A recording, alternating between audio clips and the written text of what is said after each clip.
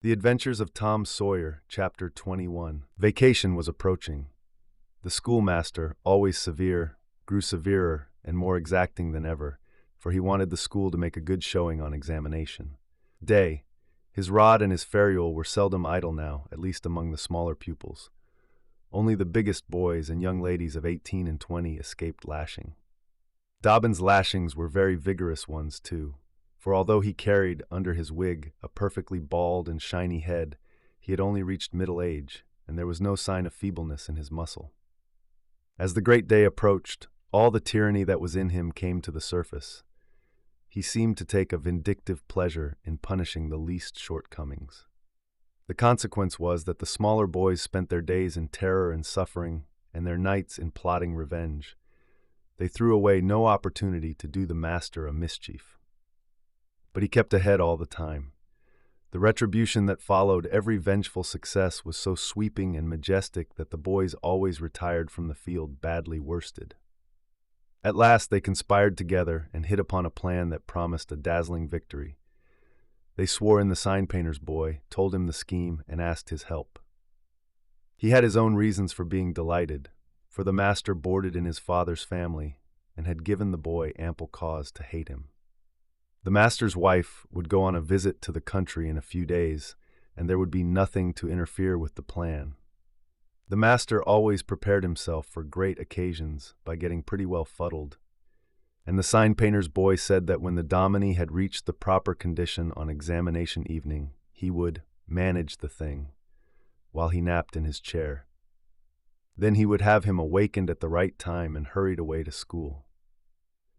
In the fullness of time, the interesting occasion arrived.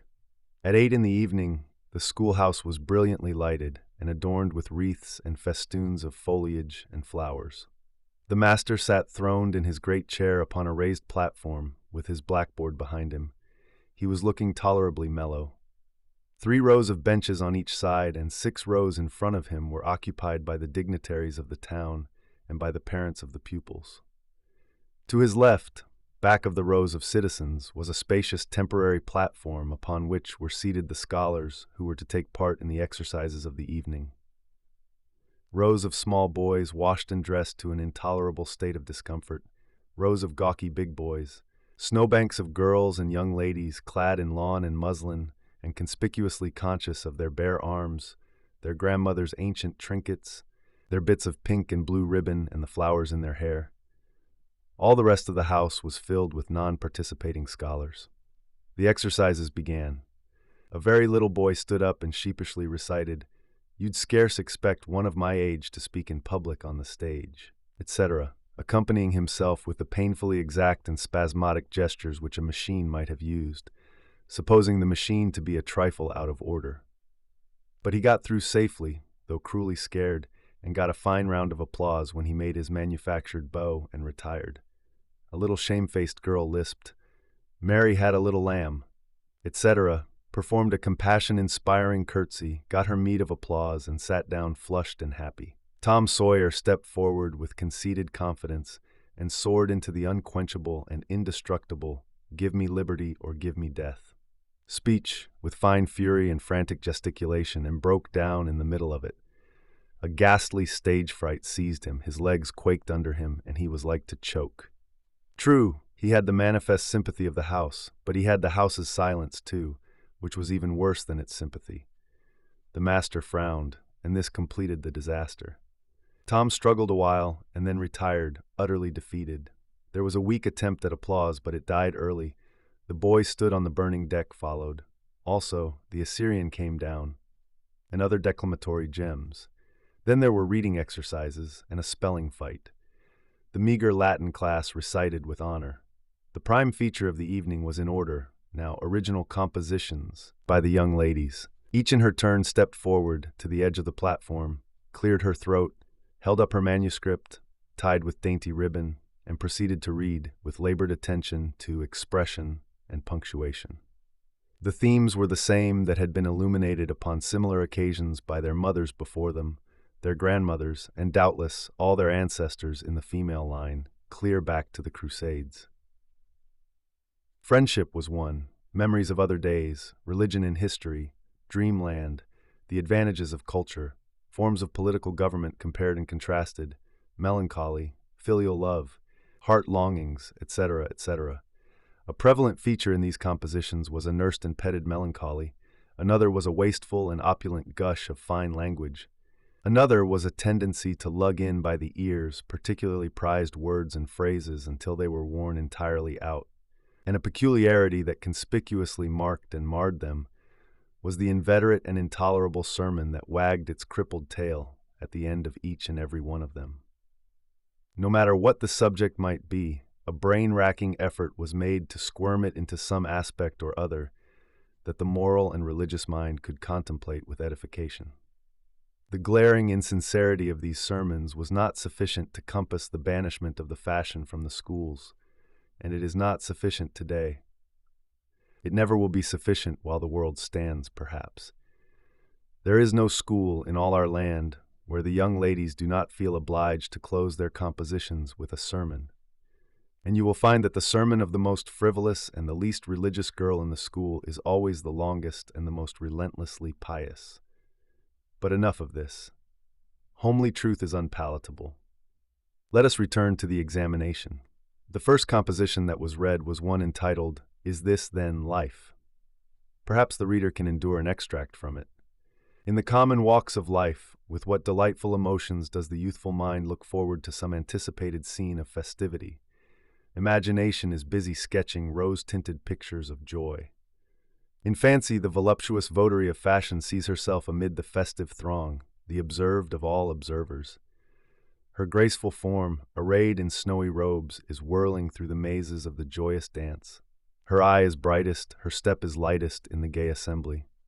In such delicious fancies time quickly glides by, and the welcome hour arrives for her entrance into the Elysian world, of which she has had such bright dreams. How fairy-like does everything appear to her enchanted vision. Each new scene is more charming than the last. But after a while she finds that beneath this goodly exterior all is vanity. The flattery which once charmed her soul now grates harshly upon her ear. The ballroom has lost its charms. And with wasted health and embittered heart, she turns away with the conviction that earthly pleasures cannot satisfy the longings of the soul. And so forth and so on. There was a buzz of gratification from time to time during the reading, accompanied by whispered ejaculations of how sweet, how eloquent, so true, etc. And after the thing had closed with a peculiarly afflicting sermon, the applause was enthusiastic. Then arose a slim, melancholy girl, whose face had the interesting paleness that comes of pills and indigestion, and read a poem. 2 stanzas of it will do. A Missouri maiden's farewell to Alabama. Alabama, goodbye, I love thee well, but yet for a while do I leave thee now. Sad, yes, sad thoughts of thee my heart doth swell, and burning recollections throng my brow. For I have wandered through thy flowery woods, have roamed and read near Tallapoosa's stream, have listened to Tallahassee's warring floods, and wooed on Coosa's side Aurora's beam. Yet shame I not to bear an o'er-full heart, nor blush to turn behind my tearful eyes.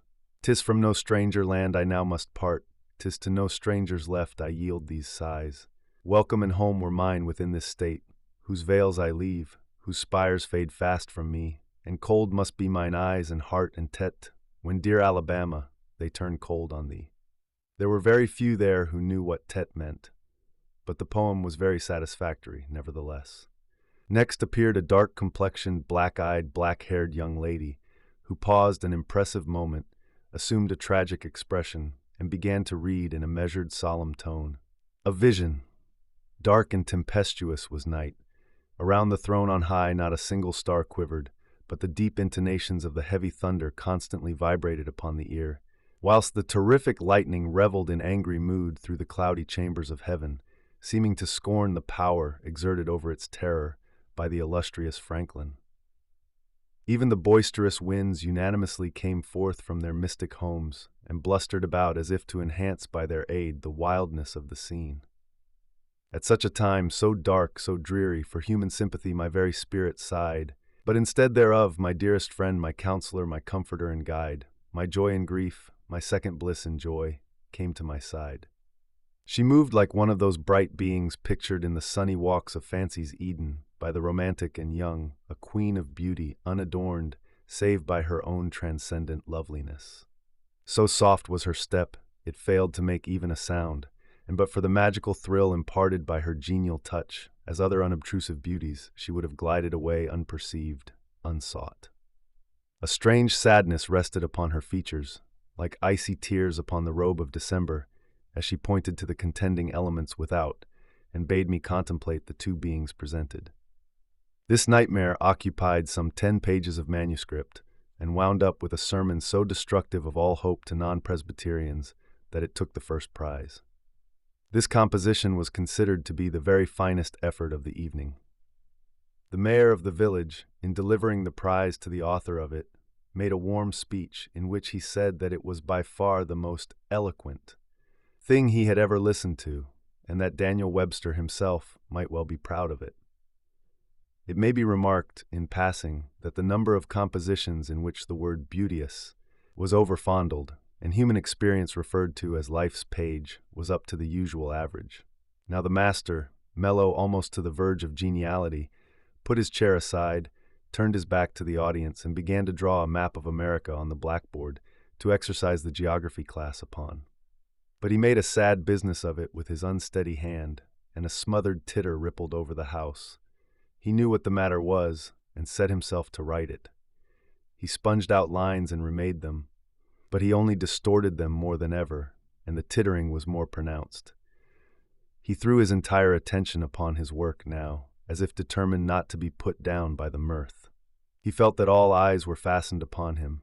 He imagined he was succeeding, and yet the tittering continued, it even manifestly increased. And well it might. There was a garret above, pierced with a scuttle over his head, and down through this scuttle came a cat, suspended around the haunches by a string. She had a rag tied about her head and jaws to keep her from mewing. As she slowly descended, she curved upward and clawed at the string.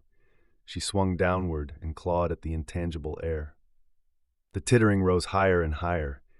The cat was within 6 inches of the absorbed teacher's head, down, a little lower, and she grabbed his wig with her desperate claws, clung to it, and was snatched up into the garret in an instant with her trophy still in her possession. And how the light did blaze abroad from the master's bald pate, for the sign painter's boy had gilded it. That broke up the meeting. The boys were avenged. Vacation had come. Note, the pretended compositions quoted in this chapter are taken without alteration from a volume entitled Prose and Poetry by a Western Lady, but they are exactly and precisely after the schoolgirl pattern, and hence are much happier than any mere imitations could be.